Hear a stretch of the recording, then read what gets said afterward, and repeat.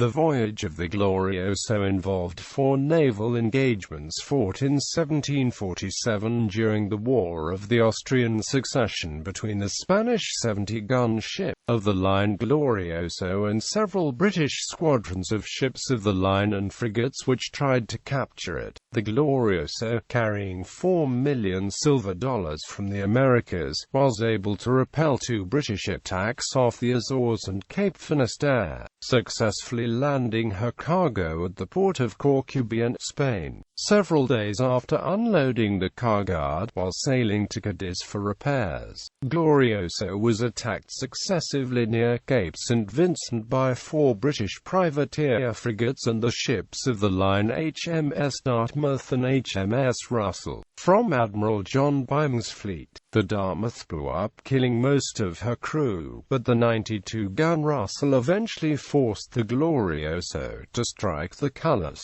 The British took her to Lisbon, where she had to be broken up because of the extensive damage suffered during the last battle. The commander of the ship, Pedro Messier de Cerda, and his men were taken to Great Britain as prisoners, but were considered heroes in Spain and gained the admiration of their enemies. Several British officers were court-martialed and expelled from the Navy for their poor performance against the enemy.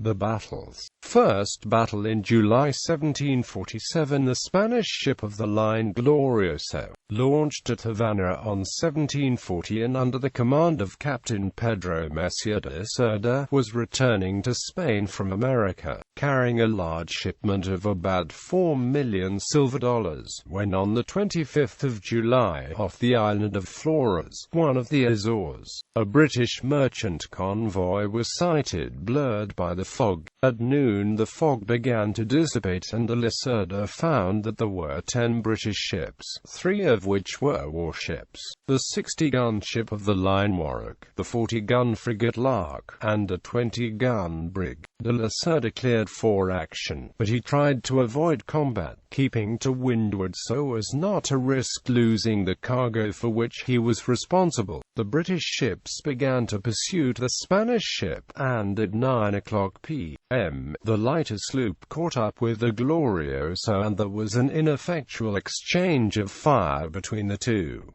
But at 2 o'clock p.m., there was a squall that took the wind from the Glorioso and allowed the other British ships to come up. John Cruikshanks, commanding officer of the convoy's escort, sent the brig to protect the merchantman and ordered HMS Lark to attack the Glorioso. The result of this was that the heavy gunfire from the Spanish ship of the line left the British 5th-rate frigate badly damaged in the hull and the rigging. HMS Warwick then arrived and began to engage the Glorioso, only to be completely dismasted and forced to withdraw. The Glorioso was hit by 4 cannonballs in the hull, and suffered damage to the rigging.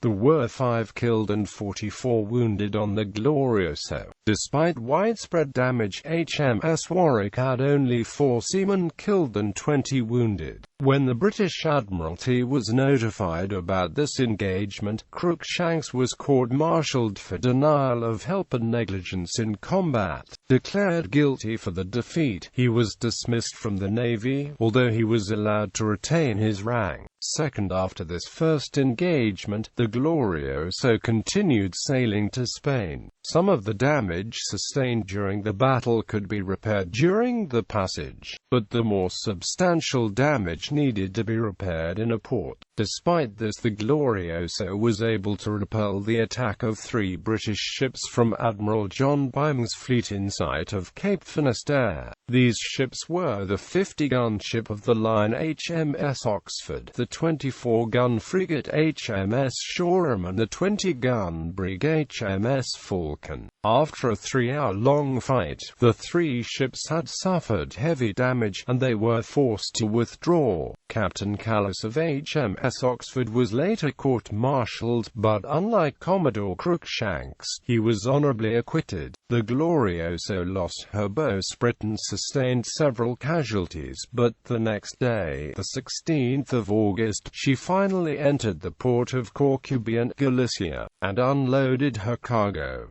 3rd and 4th in Corcubión. Glorioso's crew could make the necessary repairs to make the ship seaworthy. After that, Captain de la Cerda decided to head to Ferrol, but contrary winds damaged Glorioso's rigging and the ship was forced instead to make for Cadiz. She initially sailed away from the Portuguese coast to avoid further clashes with British ships. However, on the 17th of October, she encountered a squadron of 4 British privateers under Commodore George Walker near Cape St Vincent. This squadron, called the Royal Family because of the names of the ships, was composed of the frigates King George, Prince Frederick, Princess Amelia and Duke, altogether carrying 960 men and 120 guns. At 8 a.m., the King George, flagship of the division, managed to approach the Glorioso and the two ships exchanged fire, with the British frigate losing her mainmast and 2 guns as a result of Glorioso's first salvo. The Spanish and British ships duelled for 3 hours, taking heavy damage that forced her to break off contact. The Glorioso continued sailing to the south, being pursued by the 3 frigates, which were later reinforced by 2 ships of the line, the 50-gun HMS Dartmouth and the 92-gun HMS Russell. The captain of the Dartmouth, John Hamilton, managed to place his ship next to the Glorioso. Nevertheless, after a fierce exchange of fire, the British ship caught fire on her powder magazine and blew up at 3:30 p.m. of the 8th of October. Captain Hamilton and most of the crew perished in the flames. Only a Lieutenant Christopher O'Brien and 11 seamen survived the explosion. Some sources mention 14 survivors from a crew of 300.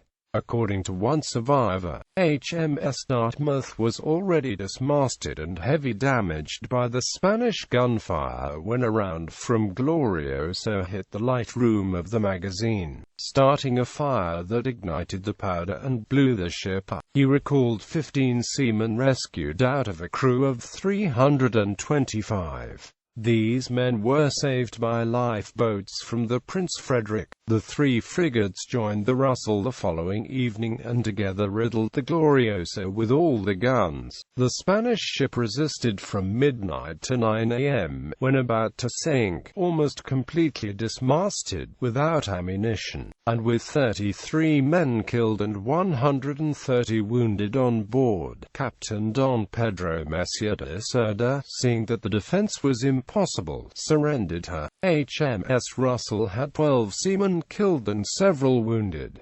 Another 8 men died aboard King George. Aftermath. After the battle, the British ships sailed to Lisbon, taking the Glorioso with them. The Spanish ship of the line was surveyed, but not taken into the Royal Navy, and was broken up. Commodore Walker, commander of the 4 privateer frigates, was severely reprimanded by one of the owners of the royal family for risking his ship against a superior enemy. Walker, dissenting, responded. Captain de la Cerda and his men, who had been taken on board the Prince Frederick and the King George, were brought to Great Britain and imprisoned in London, where they became the subject of the admiration of their enemies. De la Cerda was later promoted to Commodore for his gallant courage in combat, and the surviving crew received rewards on the return to Spain. According to some British sources, the defense of the Glorioso ranks foremost in Spanish naval history. Bibliography. Allen, Joseph. Battles of the British Navy, Volume 1. London, Henry G. Bone. Beatson, Robert. Naval and Military Memoirs of Great Britain, from 1727 to 1783, Volume 1. Longman, Hurst, Reeson Orme. Fernandez Duro, Cesareo. Armada Española desde la Unión de los Reinos de Castilla y de León. Tomovi. Madrid. Es tipográfico Azores de Rivadeneira. Johnston, Charles H. L. Famous Privateersmen and Adventures of the Sea. Kessinger Publishing. ISBN 9781-4179-2666-4. Keppel, Thomas Robert. The Life of Augustus, Viscount Keppel, Admiral of the White, and First Lord of the Admiralty in 1782–3, Volume 1. London, H. Colburn, Lawton, John Knox, Armada Studies in Naval History, Biographies, Adamant Media Corporation, ISBN 978-1-4021-81252. Schomburg, Isaac, Naval Chronology, or an Historical Summary of Naval and Maritime Events. For the Time of the Romans, to the Treaty of Peace of Amiens, Volume 1. London, T. Edgerton by C. Roworth. Walker, George. The Voyages and Cruises of Commodore Walker, during the late Spanish and French Wars. In 2 volumes. London, Miller.